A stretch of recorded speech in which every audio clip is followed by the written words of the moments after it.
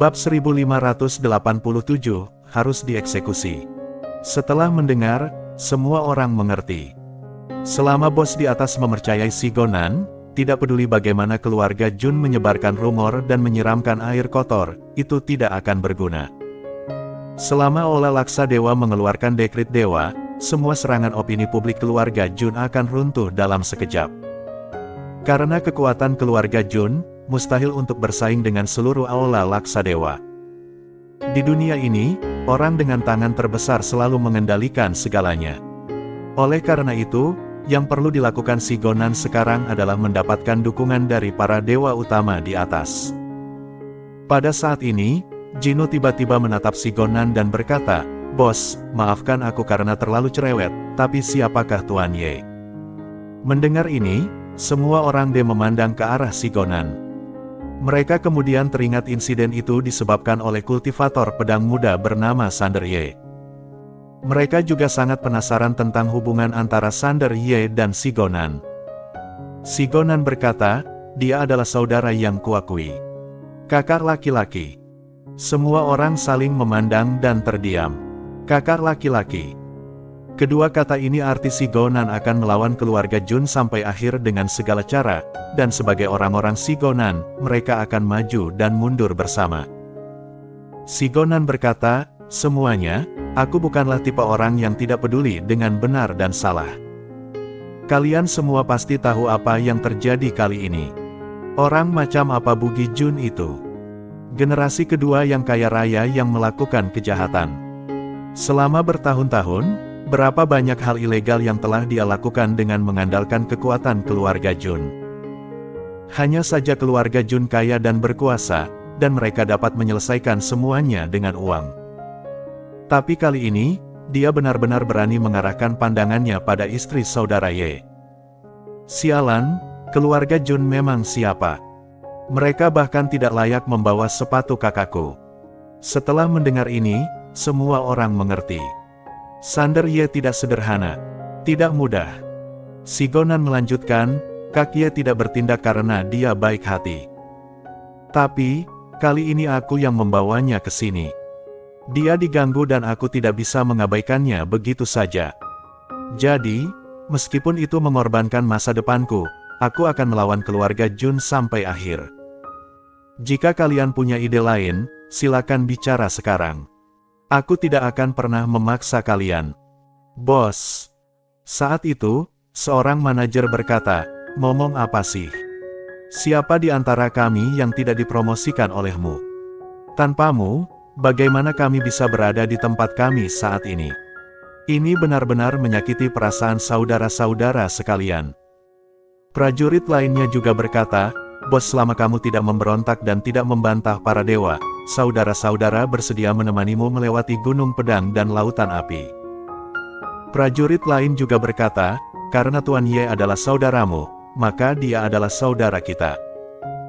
Bos, tugasmu yang paling mendesak sekarang adalah segera pergi ke Aula Dewa Utarna untuk melapor kepada para dewa utama dan memberitahu mereka seluk-beluk masalah ini. Kita benar dalam masalah ini.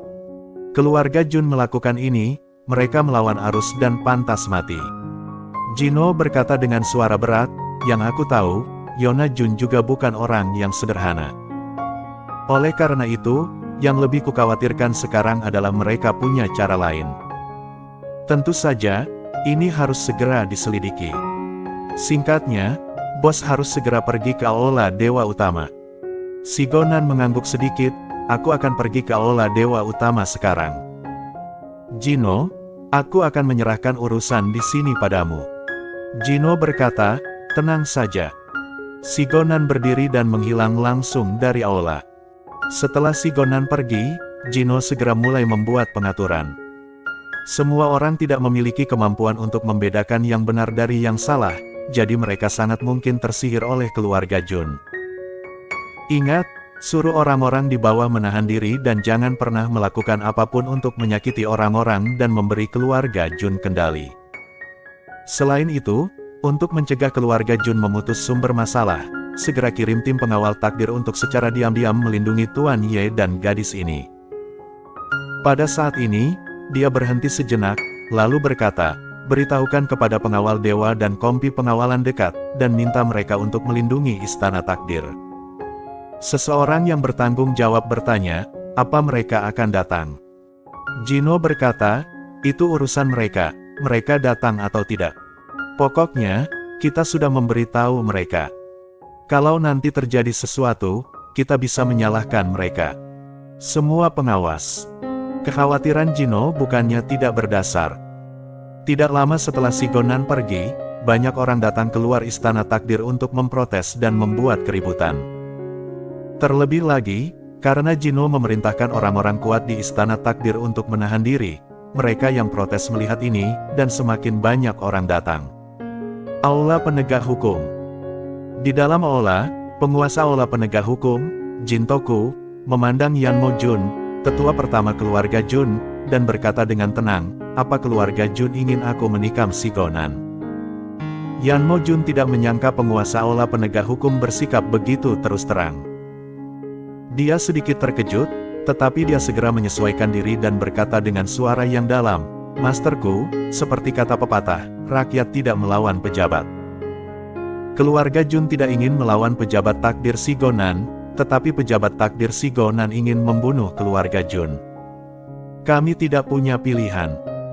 Saat dia berkata demikian, dia tiba-tiba mengganti topik pembicaraan, aku dengar pejabat takdir Sigonan ini juga ingin bersaing memperebutkan dewa utama. Jintoku tertawa, dengan sedikit sarkasme dalam senyumnya, keluarga Jun benar-benar berpengetahuan luas. Yanmo Jun tidak menyadari sarkasme dalam senyum Jintoku, dan melanjutkan, Kepala Istana Jintoku, keluarga Jun aku bersedia membantu kamu dengan segenap kekuatan kami.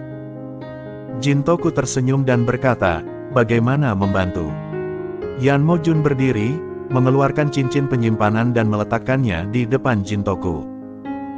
Jintoku memandang cincin penyimpanan itu dan berkata sambil tersenyum, ini adalah sikap yang cukup murah hati. Yanmo Jun menatap Jintoku, saat ini Sigonan dalam masalah, selama kepala istana Jintoku diam-diam mengerahkan sedikit kekuatannya, itu akan cukup untuk membawanya ke kutukan abadi. Setelah hening sejenak, Jintoku berkata, aku simpan cincin penyimpanan ini.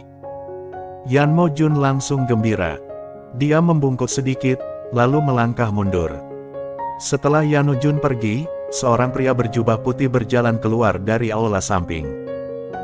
Pria berjubah putih itu tertawa dan berkata, keluarga Jun ini benar-benar ingin membunuh Sigonan. Jintoku berkata, jubah putih, bagaimana pendapatmu? Pria berjubah putih itu duduk di samping dan tertawa, bagaimana lagi bisa lihat? Ada cara untuk mati. Jintoku berkata dengan tenang, kata saja. Pria berjubah putih itu menganalisis, masalah antara mereka dan Sigonan pada awalnya adalah dendam pribadi, tetapi mereka ingin memaksa opini publik untuk mengancam Aula Laksadewa. Perilaku seperti itu tidak akan ditoleransi oleh siapapun yang berkuasa, apalagi beberapa dewa utama di atas.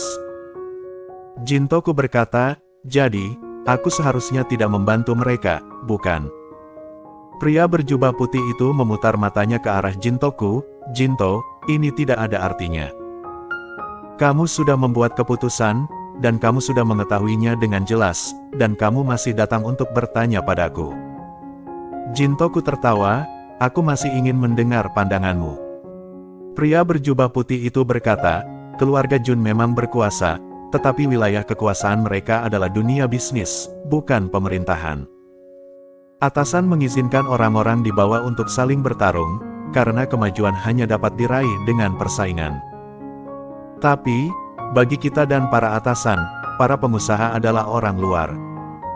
Kita dapat saling bertarung, tetapi tidak dapat bersatu dengan orang luar untuk menghukum orang-orang sendiri. Ini adalah garis merah yang tidak dapat dilintasi oleh siapapun. Kecuali atasan menginginkan kamu melakukannya. La berhenti sejenak dan melanjutkan, keterbatasan para pengusaha adalah mereka mengira mereka dapat ikut campur dalam politik karena mereka punya uang, tetapi mereka tidak menyadari hal ini bergantung pada wilayah. Hal ini tidak mungkin dilakukan di sini, kecuali kekuatan mereka lebih tinggi dari kita. Jika tidak, tuduhan makar dapat membunuh mereka tanpa kuburan. Jintoku mengangguk, memberi isyarat padanya untuk melanjutkan. Jubah putih itu tersenyum dan berkata, mereka ingin kita bertarung satu sama lain, itu ide yang bagus. Tapi, mereka tidak menyangka Sigonan telah mengambil inisiatif untuk mundur dari persaingan memperebutkan Dewa Utama. Saat ini, kita sudah terlambat untuk memenangkannya, jadi bagaimana kita bisa menargetkannya? Jadi, saran aku adalah segera melapor kepada Sigonan.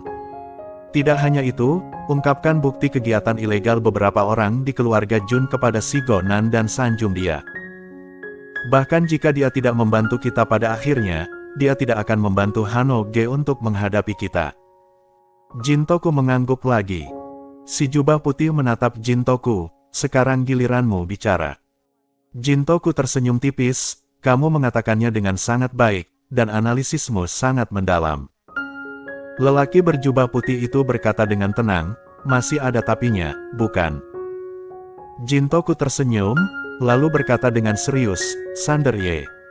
Lelaki berjubah putih itu tiba-tiba menepuk pahanya, keparat, aku benar-benar mengabaikannya. Dialah tokoh kunci yang sebenarnya. Jintoku mengangguk.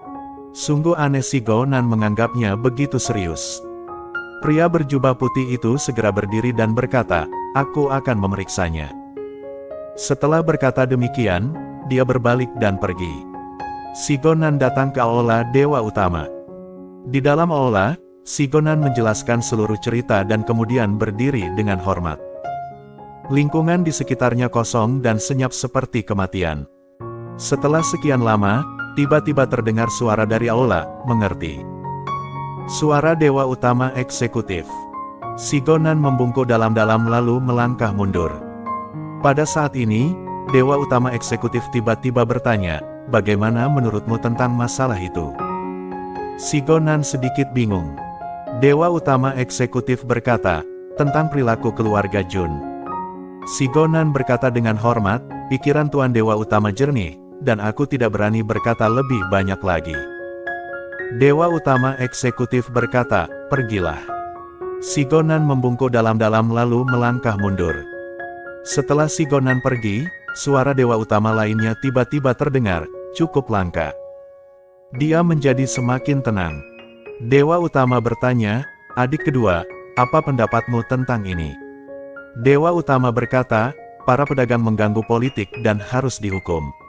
Satu kata untuk menentukan situasi. Dewa Utama itu melanjutkan, kejadian ini terjadi karena keluarga Jun tidak mendisiplinkan anak-anaknya dengan ketat dan membiarkan mereka melakukan apapun yang mereka inginkan. Mereka seharusnya dihukum karena menentang hukum dewa sejak lama. Tapi sekarang, mereka tidak hanya melanggar hukum dengan sengaja, mereka juga berani menghasut orang untuk menciptakan opini publik dan mencoba memaksa opini publik ke dalam urusan pemerintahan. Perilaku ini benar-benar kejahatan yang keji. Celah ini tidak dapat dibuka. Jika dibuka, akan ada masalah yang tak ada habisnya. Oleh karena itu, aku sarankan agar mereka segera dihukum seberatnya. Dewa Utama Eksekutif tetap diam. Dewa bertanya, maksud bos apa? Kepala Utama Dewa berkata, ini masih kurang. Dewa Utama itu terdiam sejenak, lalu berkata, bos, maksudmu hukuman berat sekarang ini tidak cukup untuk meyakinkan orang-orang. Tapi kalau terus begini, mereka akan semakin bertingkah aneh. Kepala Untam Dewa tiba-tiba bertanya, berapa kerugian dari kekalahan politik? Dewa Utama itu bersambung.